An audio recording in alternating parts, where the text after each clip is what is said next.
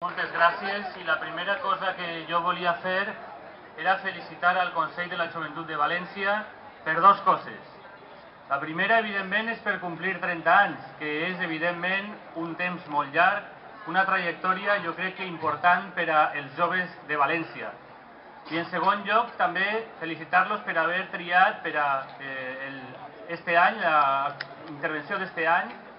el tema de la sida, perquè crec que efectivament és un problema en el qual s'està baixant la guàrdia, com abans es veia en el manifest que s'ha llegit, i és un problema essencial i molt important per a la nostra societat. Que este Consell de la Joventut de València va néixer amb el primer ajuntament democràtic d'esta ciutat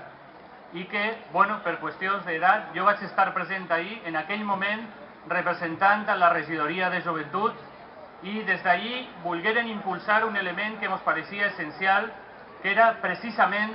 la participació dels joves i ressaltar la importància de l'associacionisme juvenil. Poc temps abans s'havia aprovat la Constitució espanyola i en el seu article 48 es diu que els poders públics han d'impulsar la participació lliure i eficaç de la joventut en la vida política, econòmica, social i cultural del país. Potenciar l'associacionisme juvenil és una obligació de tots els poders públics i hi ha que destinar recursos perquè és un patrimoni de tota la societat l'existència del treball importantíssim que se fa d'organització i d'informació als joves per part de les organitzacions juvenils. En aquell moment és evident que ja estaven algunes de les que estan ací. Estaven els grups d'escouts, estaven evidentment alguns dels partits polítics que estan ací, estaven evidentment també les organitzacions de joves que estan en els sindicats, algunes organitzacions estudiantils, però cal dir també i cal recordar que en aquell moment encara no estaven les associacions que tenen que veure en la lluita contra la sida. I vull també felicitar-los a ells especialment per el treball que han fet al llarg d'estos anys. En aquell any en el que se fundà el Consell de la Joventut, evidentment ningú sabia el que era la sida, era algo pràcticament desconegut.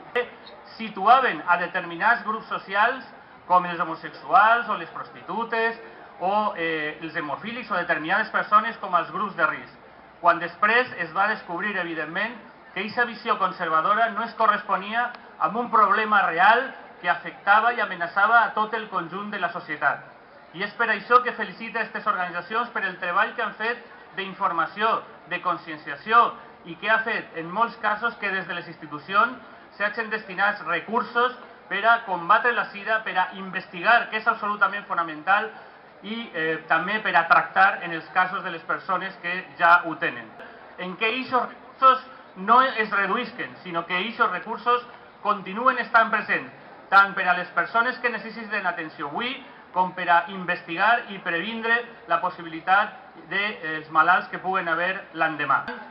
Vull concluir la meva intervenció insistint en aquestes idees. Primer, la felicitació al Consell de la Joventut de València per estar junt als joves valencians durant 30 anys. La felicitació per haver triat precisament una qüestió com la sida per a este any i també l'exigència a totes les institucions de que, evidentment, hi ha que mantindre els recursos fonamentals per a la lluita contra la sida i també hi ha que mantindre els recursos fonamentals per al desenvolupament de l'associacionisme juvenil, que és un element essencial per a la nostra democràcia i per a la participació dels joves. Moltes gràcies.